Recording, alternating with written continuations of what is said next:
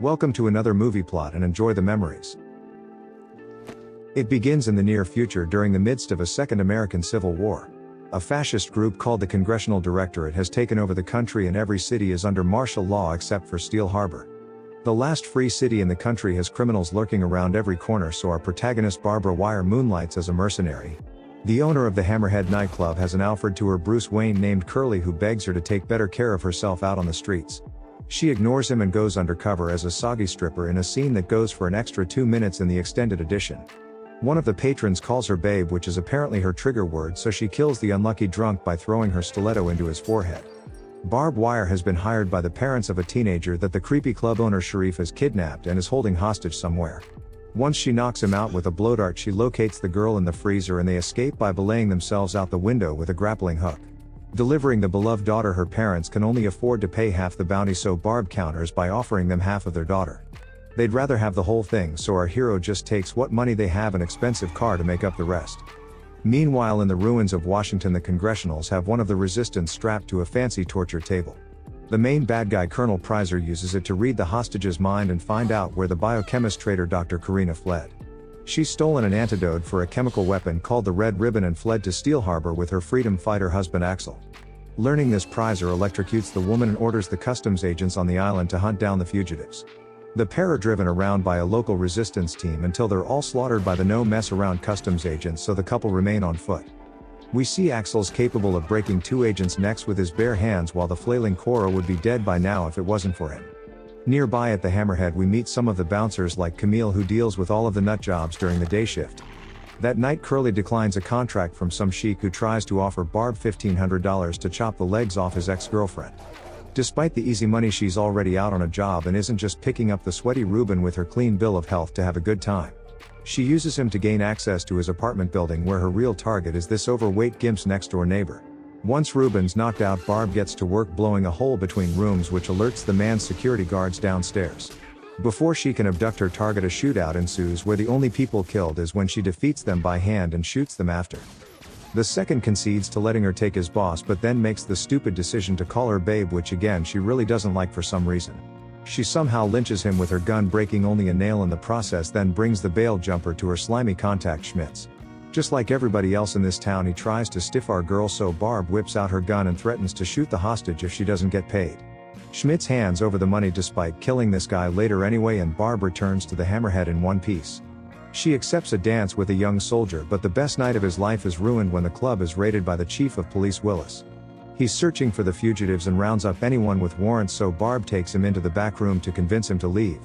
She gets all dolled up like this just to bribe him with cash, but the next night he returns to the club dressed in his most fashy of uniforms. He may be a creep, but he's not an enemy, and warns Barbs about Pryzer coming to town, but speak of the devil and he shall appear with his little foot soldiers. Willis tries to appease the Congressionals like a good lapdog, but Pryzer's pissed that he has to be here and that customs didn't catch Cora. He attempts to hire Barb Wire to locate the fugitive instead, but before she can give an answer, Curly calls her away. When the fugitives arrive, Cora waits at the bar while Axel speaks to Barb's brother Charlie, who was blinded in the war, but that doesn't stop him from creeping on the ladies. They used to be friends while Axel and Barb were lovers in their previous life, but something went wrong and now she wants nothing to do with him. We get a flashback of the war when Barb was escaping from Seattle and was told that Axel wasn't going with her, which is the whole story to her hating him. As they leave feeling defeated, the brother offers to help his old friend get connected with the resistance, who despite the theatrics their leader Spike is rather friendly. She says that the rebels had a pair of contact lenses that could allow Cora to pass across the border undetected into Canada. Unfortunately, the man wearing them was the same one that Barb turned over to Schmitz and has been found dead with missing lenses. Spike explains that Barb is the only one who can locate Schmitz, who at the same time coincidentally goes to the Hammerhead to find a buyer for the lenses. She knows that they belong to the resistance and doesn't want to get involved with them or the little weasel, so sends him away disappointed once again. While washing the funk off her, Barb has a visit from Axel, who's able to enter her personal residence because Camille's a loyal pooch. He asks her to help and there's still love between them, but Axel's wife isn't too impressed at watching the two make out in front of her. She explains that the chemical weapon is a fatal derivative of HIV and the Congressionals want to test it out here on the Free City. Cora and Axel need to get the antidote to the good guys in Canada, but first need to get the lenses to cross through customs at the border. Meanwhile, Pryzer kills all of Schmidt's men to read the memories of Joe Blow and discovers that Barb sold him the man with the lenses. He orders Willis to arrest her, but even Steel Harbor has due process, so he says that he'll need more evidence to just hand her over. Having no choice when threatened with the removal of his heart, Willis gets a dodgy warrant to raid the Hammerhead under suspicion of mischief. They try to scan the memories of Charlie to locate the lenses, but apparently you need eyeballs for that because they get nothing from him. Not recognizing Cora due to apparently having plastic surgery, they try to identify her, but Charlie has sabotaged the machine.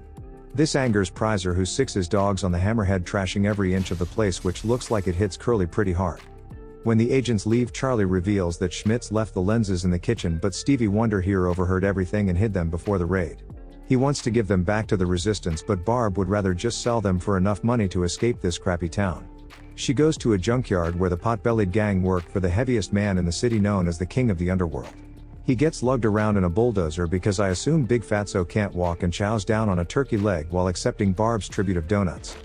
He's already aware of the contact lenses and makes a deal to transport her and Charlie safely to the airport where she can catch a plane to Canada.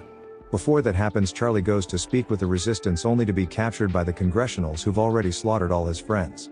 Pryzer tortures Charlie to tell him the location of the lenses, but he doesn't give up the info and gets crucified for his silence. When Barb returns to the bar, she hands over ownership of the Hammerhead to Curly while saying her final goodbyes.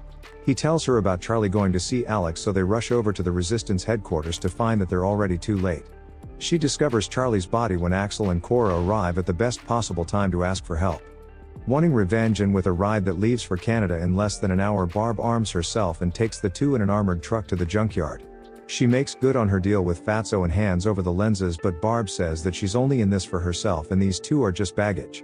Turns out the big guys double-cross them to Pryzer, who arrives with his men and orders Willis to arrest all of the resistance. Instead of cuffing Barb, he slips her a grenade that she uses to blow up Fatso, causing enough confusion that they escape in the truck. Axel takes the wheel to drive to the airport while Barb Wire uses her fitted-out motorcycle to hold off the fascists. While she's doing that, Axel crashes the truck through a camper van, but it causes them to flip alongside Pryzer.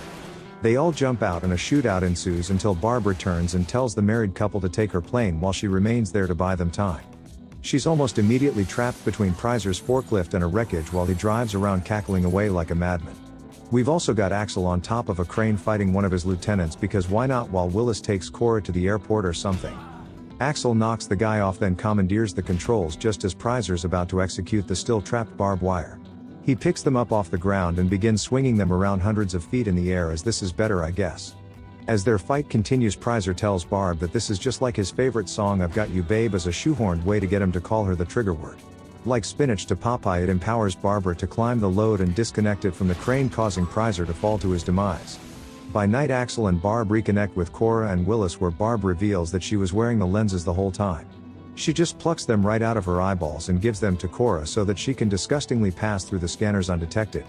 Before leaving, Axel gives Barb the whole lip finger brush move, then boards the plane with his lovely wife if he hasn't forgot about her. Now that she's America's most wanted criminal, Barb plans to go to Paris, and when Willis says that he's falling in love with her, she tells him to get in line.